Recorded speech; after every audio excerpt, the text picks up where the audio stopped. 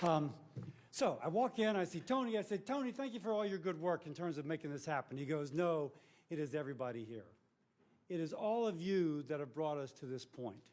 And what is the point where we are? I thought, I know the power of education. My parents, for all practical purposes, didn't go to college. But by golly, their children were. And so I went to public school and public high school and to public medical college and medical school. And by golly, the son of a woman who was in a sharecropper family, a tenant farmer family in South Carolina, and 1 year did not go to school because she didn't have shoes, because of education, has a son who's a gastroenterologist, a senator, living the American dream. That's the power of education. And Kellyanne spoke about 25 years ago. Somebody 25 years from now is going to speak of, hey, remember that event in which we talked about the ECCA? And now we have people standing to our right whose children benefited.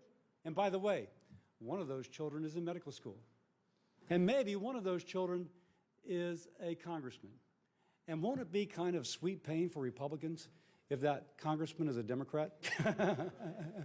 But the point being is that what we are doing today is going to have generational ramifications. And all of you have helped to accomplish that.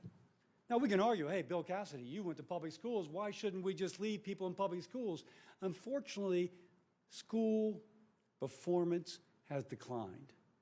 And by the way, I'll also say there's increasing recognition of the diversity of how children learn. Full disclosure, my wife is the CEO of a public charter school, of a system of 3 public charter schools for children with dyslexia. The children that go to her school would not learn otherwise. This allows a parent to send her child to that school if her child is one of that 20% of the population that has dyslexia. And I could go through example after example of the benefit of which we speak.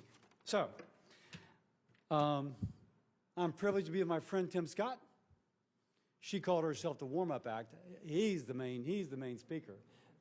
You're gonna feel like it's a revival after he speaks. But the bill provides a charitable contribution, a charitable donation to incentivize individuals and businesses to fund scholarships for K through 12. I said, Tony, is this going to be some Tony private school where the parents have so much money they don't need it? He goes, no. These are for the middle income and the lower income families. These are for the families that could not otherwise afford. And it's going to give them the opportunity that they otherwise would not have. And I would say it's not just the child that does not have, it's the parent who does not have. It is a parent right now who kind of looks over that fence and thinks, wouldn't it be great if my child could attend at that school and unlock my child's potential, but instead she might be trapped in a school which she knows fails. There's a wonderful scripture, when the people have no hope, they despair. We want to give hope.